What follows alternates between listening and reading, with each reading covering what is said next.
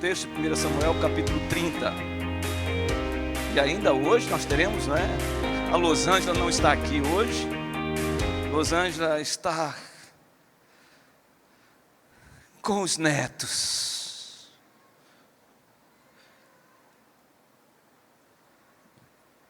Ela chega domingo que vem, se Deus quiser, em nome de Jesus. Rosângela, você não está hoje aqui na cerimônia dos... não é? Mas eu quero dizer para você, provavelmente você está assistindo, olha aqui para você, ó.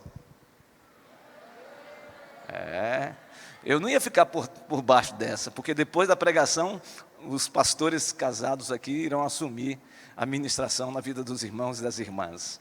Palavra de Deus. 1 Samuel capítulo 30 diz: sucedeu, pois, que chegando Davi, os seus homens, ao terceiro dia a Ziglag, já os amalequitas tinham dado com ímpeto contra o sul, e Ziglag e a esta ferido e queimado. Tinham levado cativas as mulheres que lá se achavam, porém a ninguém mataram, nem pequenos nem grandes, tão somente os levaram consigo e foram seu caminho. Davi e os seus homens vieram à cidade, e ei-la queimada, e suas mulheres, seus filhos, suas filhas eram levados cativos. Então Davi e o povo que se achava com ele ergueram a voz e choraram até não terem mais forças para chorar. Também as duas mulheres de Davi foram levadas cativas, Ainoã, a Jezreelita, e Abigail, a viúva de Nabal, o Carmelita. Davi muito se angustiou, pois o povo falava de apedrejá-lo, porque todos estavam em amargura, cada um por causa de seus filhos e de suas filhas. Porém, Davi se reanimou no Senhor, seu Deus. Disse Davi a Abiatar, o sacerdote, filho de Aimeleque: traz-me aqui a estola sacerdotal. E Abiatar trouxe a Davi. Então consultou Davi ao Senhor, dizendo: perseguirei eu o bando? Alcançá-lo-ei? Respondeu-lhe o Senhor: persegue-o, porque de fato o alcançarás e tudo libertarás. Partiu, pois, Davi, ele e os 600 homens que com ele se achavam, e chegaram ao ribeiro de Bessor, onde os retardatários ficaram. Davi, porém, e 400 homens continuaram a perseguição, pois que 200 ficaram atrás, por não poderem, de cansados que estavam, passar o ribeiro de Bessor. Agora, irmãos, vamos continuar o texto, a partir do versículo de número 16. E descendo os guiou, eis que estavam espalhados sobre toda a região, comendo, bebendo e fazendo festa por todo aquele grande despojo que tomaram da terra dos filisteus, da terra de Judá. Feriu-os Davi desde o crepúsculo vespertino até a tarde do dia seguinte, e nenhum deles escapou, senão só 400 moços que, montados em camelos, fugiram. Assim Davi salvou tudo quanto haviam tomado os amalequitas. Também salvou as suas duas mulheres. Não lhes faltou coisa alguma, nem pequena, nem grande, nem os filhos, nem as filhas, nem o despojo. Nada do que lhes haviam tomado, tudo Davi tornou a trazer. Também tomou Davi todas as ovelhas e o gado, e o levaram diante de Davi, e diziam: este é o despojo de Davi. Vamos orar.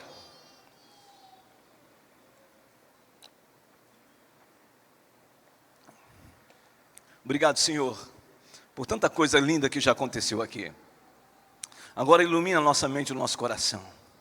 Lava o meu coração, o coração do teu povo, para que ouçamos somente a sua palavra exposta, palavra de Deus.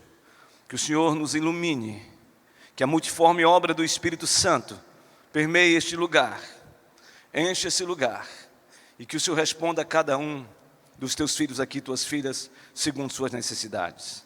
Esta é a nossa oração, em nome de Jesus. Amém. Eu quero começar essa prédica, essa mensagem, com um aconselhamento, uma palavra, com um conselho ao coração aqui de amados e amadas que compõem famílias. Não deixe a sua casa, a sua família, o seu lar, sem que haja cobertura espiritual. Não deixe a sua família sem cobertura espiritual. Não deixe o seu lar sem proteção espiritual. O texto que lemos tem um contexto interessante. Davi estava associado ao rei Aquis, o filisteu, rei de um grande exército.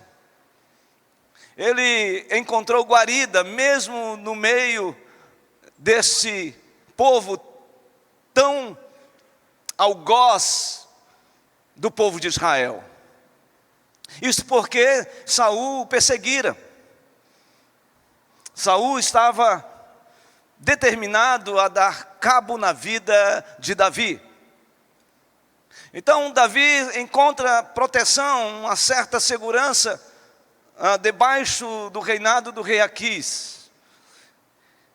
E o rei Aquis e o seu exército vão para pelejar contra os filisteus, contra os israelitas. E quando ele está prestes a um embate com os israelitas, os comandantes de Aquis chamam a atenção dele, dizendo: ó rei, não convém que Davi e seus guerreiros estejam conosco para esta batalha. O Senhor conhece Davi, ele é hábil, ele é alguém estratégico, ele conhece a lei da guerra e das batalhas, certamente ele é israelita e, portanto, se o Senhor entrar nesta guerra com Davi, é possível que Davi se levante e não vá contra o povo de Deus, o povo de Israel, e se levante contra o seu próprio exército, ó rei Aquis. O rei Aquis arrazoou aquela questão, mesmo que contrariado, e despede e dispensa Davi e seus guerreiros. Mas preste atenção numa coisa. Aqui é um recorte, aqui é um intervalo. E o intervalo é que entre a chegada de Davi a Ziglag, que é a sua terra, o seu lugar, que foi concedido ao rei Aquis, e a saída dele do exército dos filisteus, passaram-se 3 dias. E nesse interstício, nesse intervalo, nessa caminhada, quando ele chega à cidade de Ziglag, ela está destruída. Ela está queimada. E mais ainda,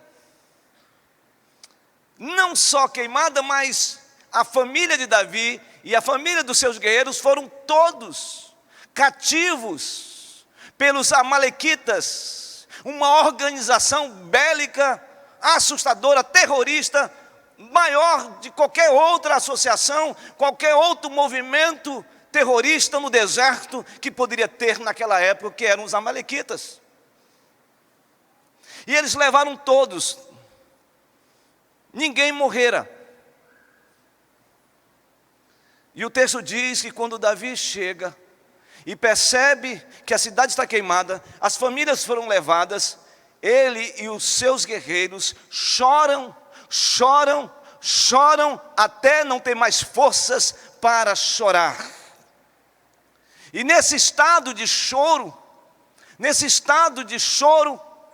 diz o texto bíblico, que Davi sente ali uma pressão muito maior, porque os seus guerreiros, aqueles que estavam com ele, também choravam, e não somente choravam, começaram a murmurar, e começaram a pressionar Davi, começaram a colocar responsabilidade no que tinha acontecido, de deixar as famílias sem cobertura, sem proteção sobre Davi.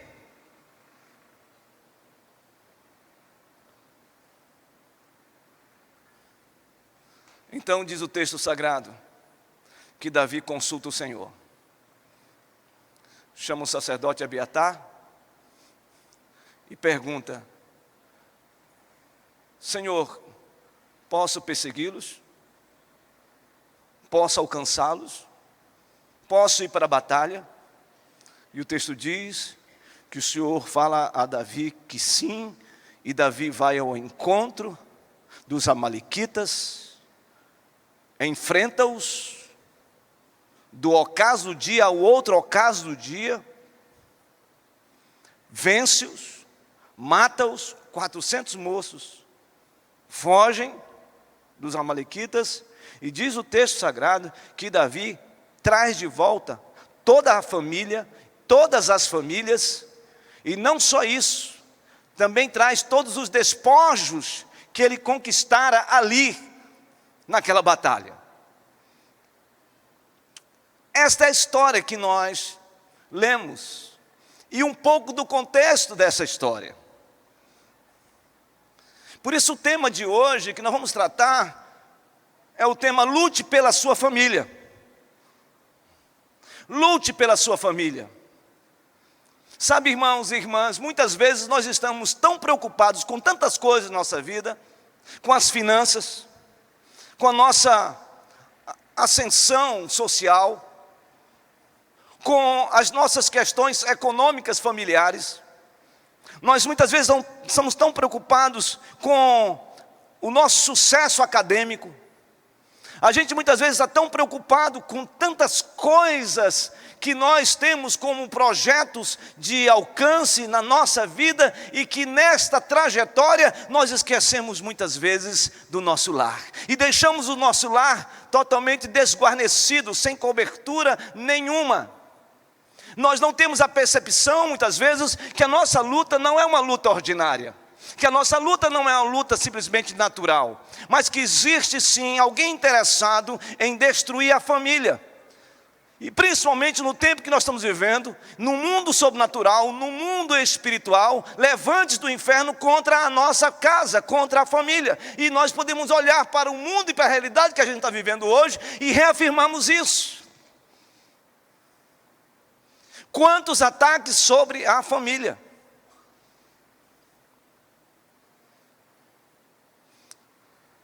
Mas note bem nesse texto, como que o inimigo atuou sobre as famílias e sobre a família de Davi. Como que ele atuou? O verso de número 1 me chama a atenção, porque diz assim: sucedeu, pois, que chegando Davi e os seus homens ao terceiro dia a Ziglag, já os amalequitas tinham dado com ímpeto contra o sul de Ziglag, e a esta ferido e queimado. A primeira coisa que o inimigo fez foi agir com ímpeto, com impetuosidade. Ele não chegou, bateu na porta e disse: posso entrar? Não. Uma coisa que o inimigo não é, e os inimigos muitas vezes da família não são, é ter um coração de gentleman, de cavalheiro. Quando ele chega na porta da sua casa, ele não pede licença, ele não diz posso entrar, ele não bate, ele vem para arrebentar a sua porta. É por isso que Jesus falando no Evangelho de João, no capítulo 10, versículo 10, ele disse que o inimigo das nossas vidas, ele veio para matar, roubar e destruir. Então o propósito das forças do mal é destruir a sua casa, destruir a sua família. Esse texto é claro que a primeira estratégia exatamente dos amalequitas foi exato ir ao encontro com impetuosidade, com ímpeto, com força, totalmente com um profundo desejo de destruir a casa, a família, queimar. E olha, irmãos, isso é uma realidade que a gente vive hoje. Quantas famílias não estão sendo atacadas e minadas? Uma cena grotesca, terrível, e que nós, no Brasil, ficamos meio que com um coração insensível, quando nós nos deparamos com uma tragédia enorme que aconteceu no Rio Grande do Sul, famílias sendo destruídas, famílias sendo passado pelo vale da sombra da morte, famílias sendo minadas, famílias sofrendo emocionalmente, famílias sofrendo economicamente, aquele estado vivendo um momento mais difícil. Naquele mesmo dia nós estávamos, irmãos e irmãs, contemplando, e tanta gente assistindo na televisão, uma cena sodômica no Rio de Janeiro, naquele show. Show que foi um atentado à família, um tapa na cara das famílias brasileiras. O inimigo, ele veio para matar, roubar e destruir. Quantas mensagens, quantos meios de comunicação não têm atentado contra a casa, a família, colocando e projetando dentro do lar disfuncionalidades que não estão embasadas nas Escrituras quanto aos valores de Deus, quando Deus diz que Deus criou homem e mulher, mulher e homem os criou.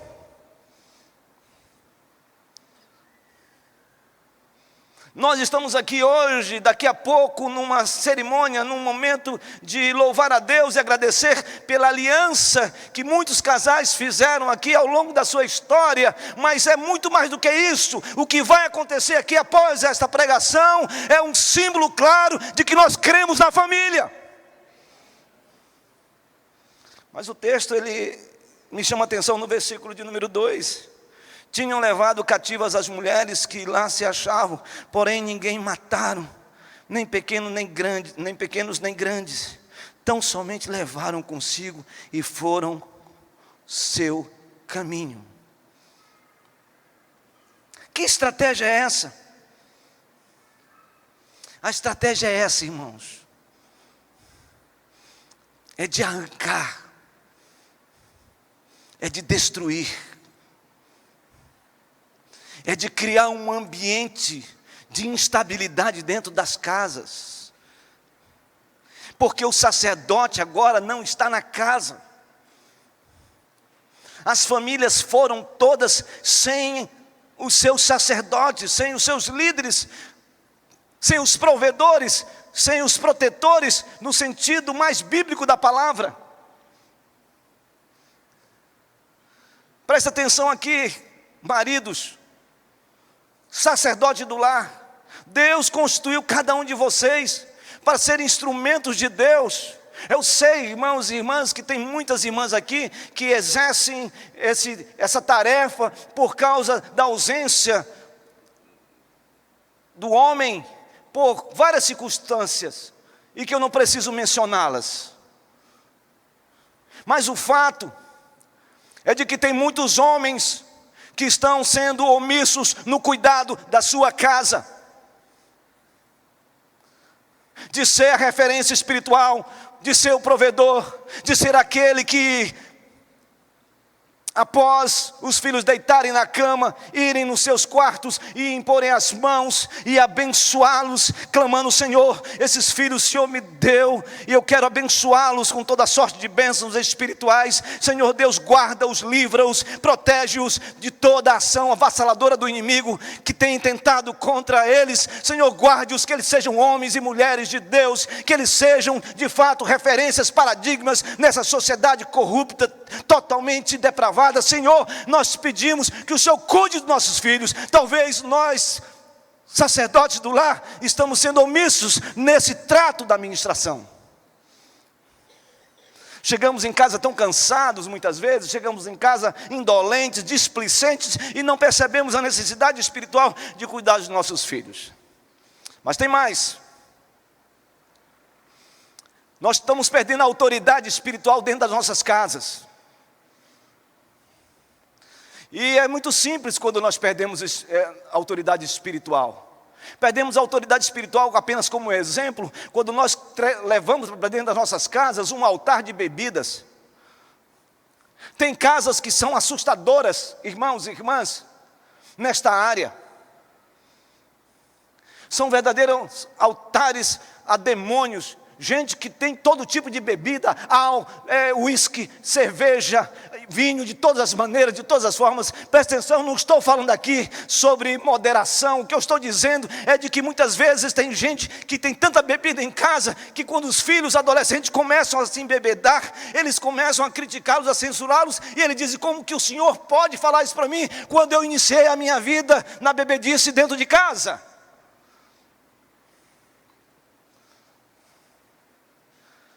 Muitas vezes nós falamos sobre tantos vícios, falamos sobre tantos pecados de adultério, de prostituição, e são mesmo.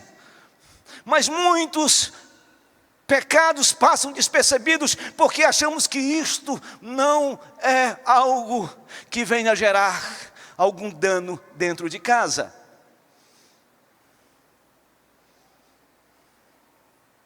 Então, meus irmãos, a ausência do líder espiritual, a ausência do homem de Deus dentro de casa gera isso: famílias cativas, famílias levadas, famílias ao ermo, famílias vivendo numa vida espiritual de sequidão, de estio, por causa do marido, por causa do homem. Aí é interessante, porque quando a gente olha para o livro de Efésios, a gente vai entender claramente o apóstolo Paulo, quando ele fala no capítulo 5.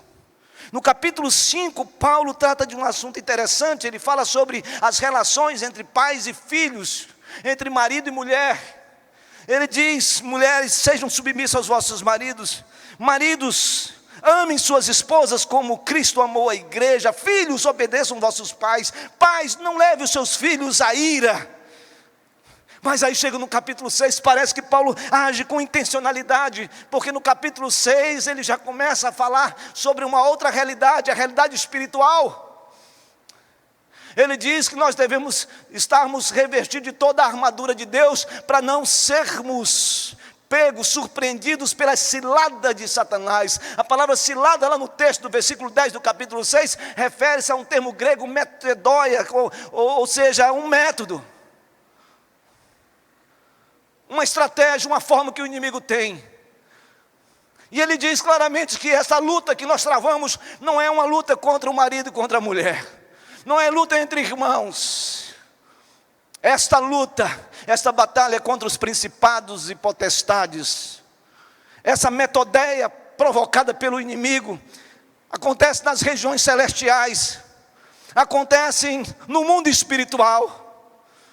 Então muitas vezes você está travando uma batalha, uma briga, uma intriga, uma dificuldade dentro da sua casa, e você não está percebendo que o flanco foi aberto e o inimigo está deitando e rolando dentro da sua casa. Mas o texto continua dizendo no versículo 3, Davi e seus homens vieram à cidade, ei-la queimada, e suas mulheres, seus filhos e suas filhas eram levados cativos. Então Davi e o povo que se achava, eles ergueram a voz, com ele ergueram a voz e choraram até não terem mais forças para chorar. Também as duas mulheres de Davi foram levadas cativas, Ainoã, Jerelita, e Abigail, a viúva de Nabal, o carmelita. Aí o versículo 6 diz: Davi muito se angustiou, pois o povo falava de apedrejá-lo, porque todos estavam em amargura, cada um por causa de seus filhos e de suas filhas. Essa é uma terceira tática do inimigo, é gerar briga entre nós. A tática do inimigo é criar um litígio dentro da sua casa. A estratégia do inimigo é gerar confusão dentro do seu lar. Tem casais que começam a brigar um com o outro, e começam a brigar, e cada um arrasou, cada um argumenta de um jeito tão convincente, e a briga começa de manhã e vai até o ocaso. É mais ou menos a batalha que aconteceu. Tem gente que é uma guerra, eles brigam tanto que eles se cansam de brigar, e quando terminam, eles não sabem por que estão brigando. Mas eu quero falar isso mais no nível de igreja, porque nós somos irmãos em Cristo.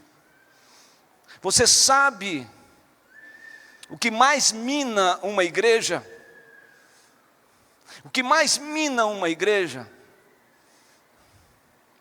é quando nós começamos a brigar uns com os outros. O que mais gera uma drenagem, uma sangria, uma vazão dentro de uma igreja é quando ela começa a brigar e quando começa a ter confusão. Se você quer ver uma igreja dizimar-se, se você quer ver uma igreja atrofiar-se, a ficar totalmente anestésica, é quando começam as brigas dentro da igreja. Briga por poder, briga entre os irmãos, briga entre queridos que têm 10, 15, 20 anos de igreja.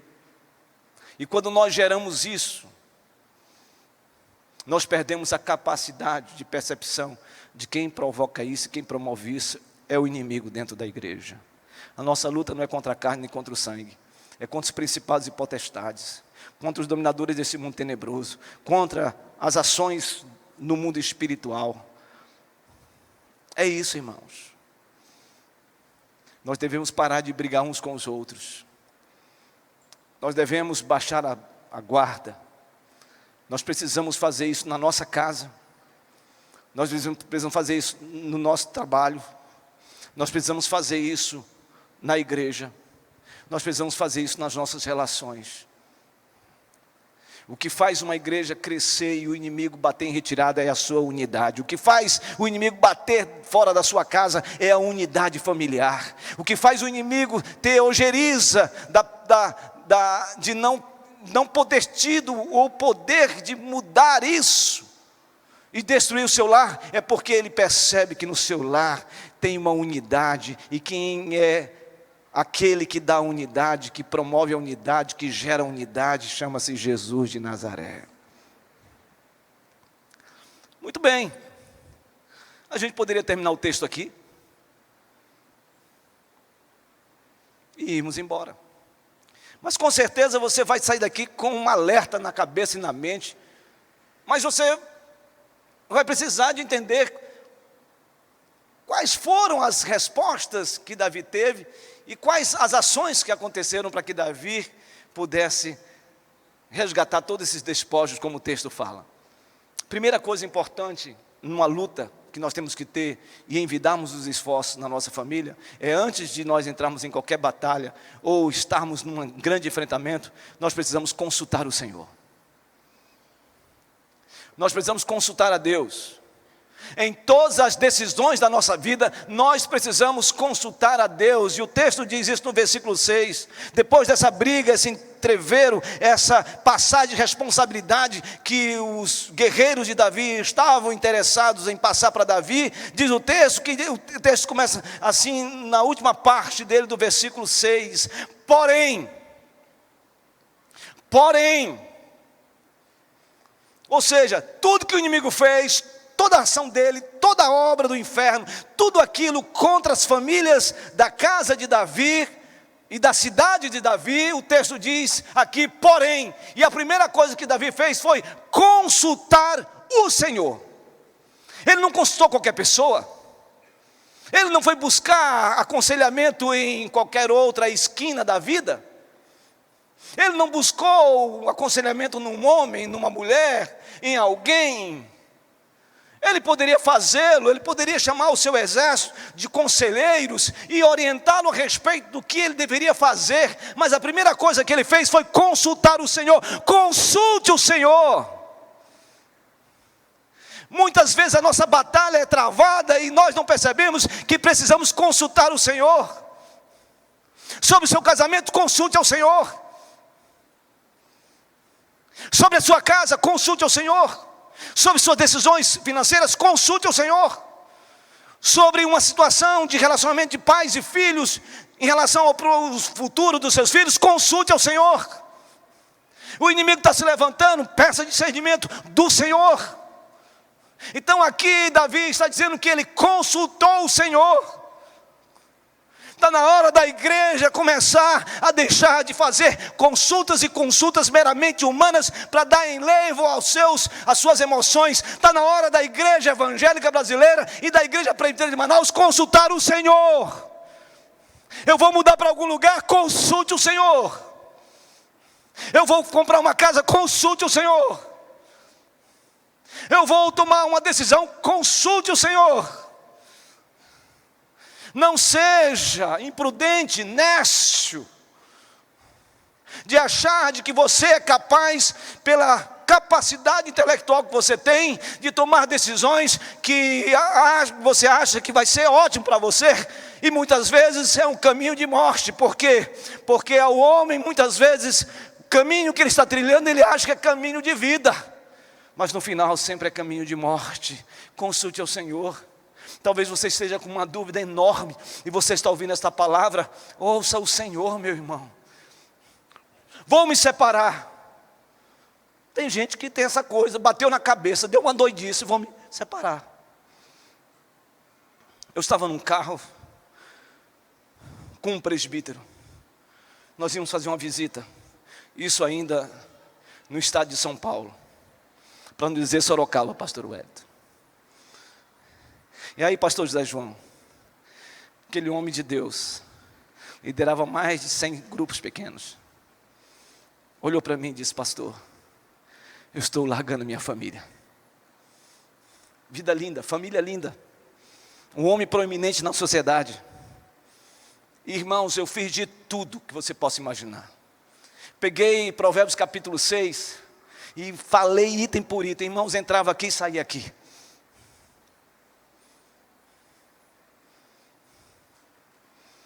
Há um espírito de encantamento na vida de muitos homens e na vida de mulheres. Dá uma loucura. Eu ainda era jovem quando eu estava aconselhando uma pessoa, e depois de uma pregação, aquela pessoa veio falar comigo, e ela disse assim: pastor, eu vim aqui confessar o meu pecado. Jovem ainda, eu disse: só um minutinho. Chamei a secretária, ficou do meu lado e disse: pode confessar o seu pecado. Ela disse: pastor, eu quero confessar um pecado de adultério. Eu adulterei contra o meu marido. E o senhor não sabe qual era a minha estratégia. A minha estratégia era simples. Eu dizia ao meu marido: eu vou ao shopping. E ela ia ao shopping, colocava o carro no shopping, comprava um presente, colocava o presente dentro do carro. O amante entrava, pegava exatamente no shopping, ia para o motel, depois deixava ela no shopping. Aí ela pegava e ia para casa com o presente que ela tinha comprado no motel, no shopping. Ela disse: eu não quero mais viver desse jeito. O que eu quero mostrar para você, meu irmão, minha irmã, é a ardilosidade e a maldade, o intento que o inimigo embota dentro do nosso coração. Como o inimigo embota, gera encantamento na mente e nos corações. Eu não estou falando aqui de pessoas que não conhecem a Deus, eu estou falando para gente que conhece a Deus, mas o coração está e a mente está totalmente encantada, ela está obcecada, que ela faz as maiores loucuras da sua vida e ela não entende o porquê. Sabe por quê? Porque você não tem consultado o Senhor. E sabe por que nós não consultamos o Senhor? Porque sabemos o que o Senhor vai falar para nós. Tenha uma vida reta, tenha uma vida ilibada, tenha uma vida de bom testemunho, tenha uma vida correta, viva uma vida séria com as coisas de Deus. Consulte o Senhor. O segundo aspecto desse texto que me chama a atenção está no versículo, depois dele ter consultado, está no versículo de número 8. Então consultou Davi ao Senhor, dizendo: perseguirei eu o bando, alcançá-lo-ei. Respondeu-lhe o Senhor: persegue-os, alcança-os, faça isso de fato, e tudo libertarás. Esse homem ouve Deus,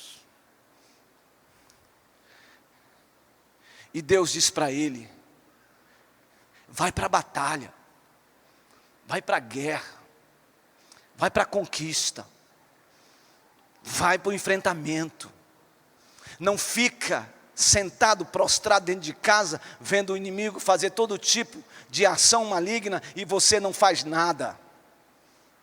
Vai para a guerra, vai encontrar os amalequitas. E aí o texto chama atenção, é que ele sai com um exército, e quando ele chega no ribeiro de Bessó, há um povo cansado, mas Davi não perde o foco de saber que ele tem que ir para a batalha contra o inimigo.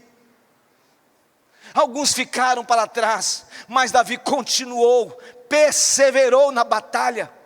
Meu irmão, minha irmã, lute pelo seu casamento, não desista do seu lar, não desista da sua família, não desista do seu marido, não desista da sua mulher, permaneça firme, Vá para a batalha, vá para a guerra. Saiba que essa luta, essa batalha é contra as forças do mal.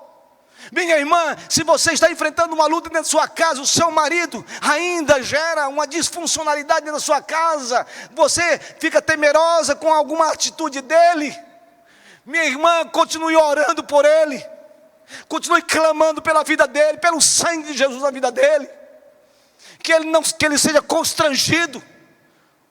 Qualquer intento, qualquer loucura que ele esteja fazendo ou irá fazer, que o Espírito Santo de Deus o incomode, o assombre verdadeiramente.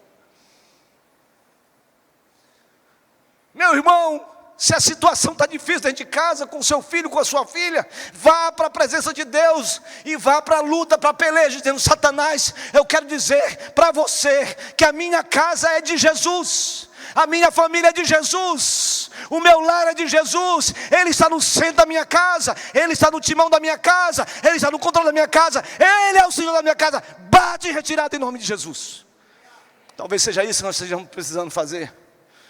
Ter essa coragem, essa santa ousadia, essa força, esse desejo, que haja esse ímpeto do nosso coração. Vá para a batalha, meu irmão. Não importa se os amalequitas sejam fortes, se sejam algozes terríveis na batalha, vá para a batalha, guerreie. Você que está com seu cônjuge aí hoje, com sua mulher, pega na mão dela agora, segura e diz assim: estamos juntos nessa batalha, segura aí, e se o cara correr, segura ele. Não, tem gente que está dando até bitoquinha já. Eu ouvi uma bitoquinha, vocês ouviram a bitoquinha? Eu ouvi. Coisa maravilhosa. E eu sei de onde veio, não vou falar quem foi. Mas há um aspecto que termina esse texto, porque eu quero dar espaço para essa cerimônia linda que acontece todos os anos na nossa igreja. É o versículo 18 a 20.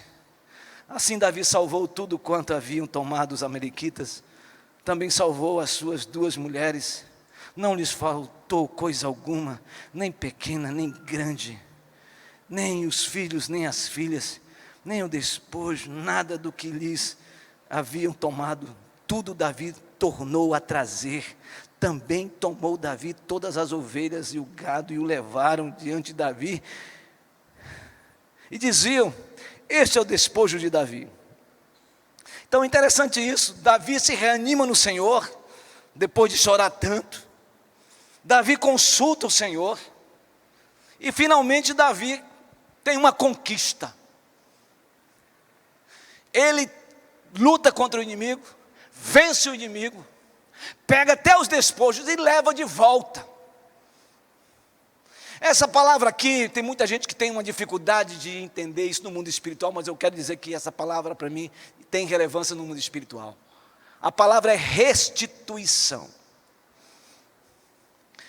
Deus restituiu tudo a Davi e muito mais. E muito mais. A sua peleja, a sua luta, a sua batalha, essa batalha ela não é em vão. Essa batalha não é uma batalha que você está indo já com o coração, com sentimento de derrotismo. Essa batalha que você está travando é uma batalha vitoriosa, porque está à frente dessa batalha é o nosso general, que é Jesus Cristo. Ele está com você nessa batalha, e Ele vai à frente dessa batalha. Ele vai tirar toda a obra de Satanás contra a sua vida e contra a sua casa. Ele vai fazer uma grande libertação, e não somente isso, você vai se sentir realmente um conquistador, não no sentido triunfalista da palavra, mas no sentido de dizer: eu sei em quem tenho crido, e sei que Ele é poderoso para guardar o meu depósito até o dia final. Eu sou mais do que vencedor em Cristo Jesus, não pela minha força, não pela minha capacidade, mas pelo poder de Cristo Jesus. Eu vou vencer essa batalha. E saiba de uma coisa, você não somente vai vencer esta batalha, meu irmão, mas Deus vai restituir todas as coisas para você, e você vai cantar o hino da vitória em nome de Jesus. Essa palavra para você hoje. E eu volto à pergunta agora em forma de interpelação, não mais de aconselhamento. Você está protegendo a sua casa, meu irmão, minha irmã. Você está clamando a Deus por cobertura espiritual na sua casa. Se você está fazendo isso, louvado seja o nome do Senhor.